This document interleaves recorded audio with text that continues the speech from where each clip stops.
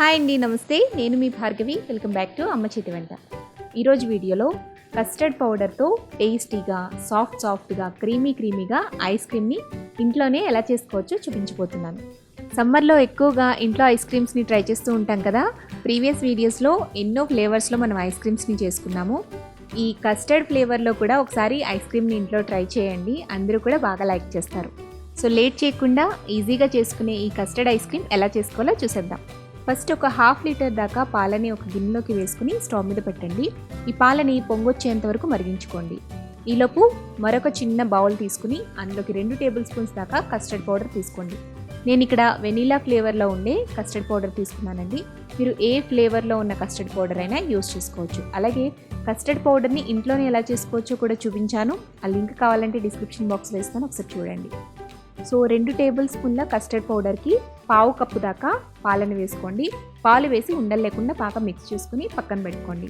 ఇప్పుడు పాలు ఇలా పొంగొచ్చిన తర్వాత ఇందులోకి 1/3 కప్ దాకా పంచదార వేసుకోవాలి.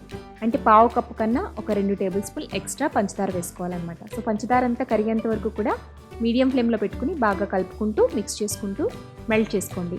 పంచదార అంతా పూర్తిగా కరిగిపోయిన తర్వాత ఇందులోకి మనం కలిపి పెట్టుకున్న కస్టర్డ్ మిల్క్ని ఒకసారి మిక్స్ చేసి పాలలోకి వేసేసేయండి. పాలలో వేసిన తర్వాత మంటని మీడియం ఫ్లేమ్లోనే ఉంచి కంటిన్యూస్గా మిక్స్ చేస్తూ ఉండండి. ఒక 5 మినిట్స్కి థిక్గా కన్సిస్టెన్సీ అనేది తయారవుతుందన్నమాట. సో ఆ స్టేజ్లో స్టవ్ ఆఫ్ చేసేసుకుని ఈ కస్టర్డ్ మొత్తాన్ని కూడా పూర్తిగా చల్లారిపోనివ్వండి. కంప్లీట్గా చల్లారిన తర్వాత ఈ కస్టర్డ్ని ఫ్రిడ్జ్లో పెట్టుకుని 2 గంటల పాటు ఫ్రీజ్ చేసుకోవాలి. ఒక 2 to 3 అవర్స్ పాటు అలా వదిలేసేయండి. 3 గంటల తర్వాత బయటకు తీస్తే ఇది కొంచెం థిక్గా గట్టిగా అవుతుందన్నమాట. సో అప్పుడు ఈ కస్టర్డ్ మొత్తాన్ని కూడా మిక్సీ జార్లోకి ట్రాన్స్ఫర్ చేసుకోండి. మిక్సీ జార్లోకి వేసుకున్న తర్వాత ఒక 2 మినిట్స్ పాటు మీడియం స్పీడ్లో ఫైన్గా క్రీమీగా వచ్చేంత వరకు బాగా బ్లెండ్ చేసుకోవాలి. ఇలా బ్లెండ్ చేసుకున్న కస్టర్డ్ని ఒక పక్కన పెట్టుకోండి.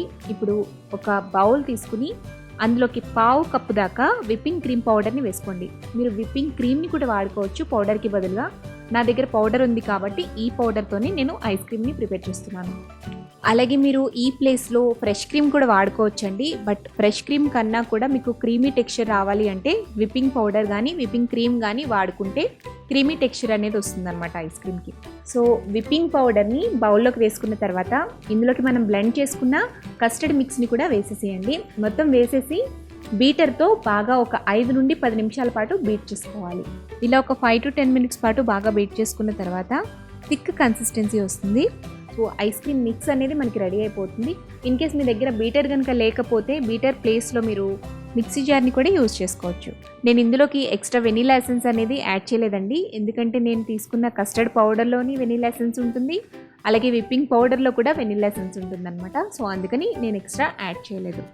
ఇలా తయారు చేసుకున్న కస్టర్డ్ ఐస్ క్రీమ్ మిక్స్ని 8 బాక్స్లోకి ట్రాన్స్ఫర్ చేసుకుని ఈ బాక్స్ని డీప్ ఫ్రిడ్జ్లో పెట్టి కూలింగ్ హైలో పెట్టి 8 అవర్స్ పాటు ఫ్రీజ్ చేసుకోండి. 8 అవర్స్ తర్వాత తీసుకుని కూల్గా సర్వ్ చేసుకోవచ్చు. సో ఇది స్కూప్ అవుట్ చేస్తుంటే మీకు అర్థమైపోతుంది ఎంత సాఫ్ట్గా ఎంత క్రీమీ టెక్స్చర్ అనేది ఐస్ క్రీమ్కి వచ్చిందో.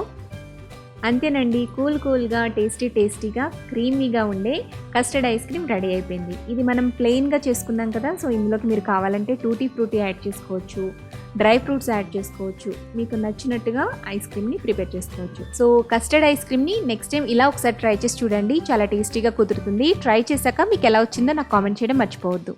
ఈ వీడియో కనుక మీకు నచ్చినట్లయితే లైక్ చేసి మీ ఫ్రెండ్స్కి రిలేటివ్స్కి ఫార్వర్డ్ చేయండి. మరిన్ని టేస్టీ సింపుల్ క్విక్ రెసిపీస్ కోసం అమ్మ చేతి వంట ఛానల్ని సబ్స్క్రైబ్ చేసుకోండి.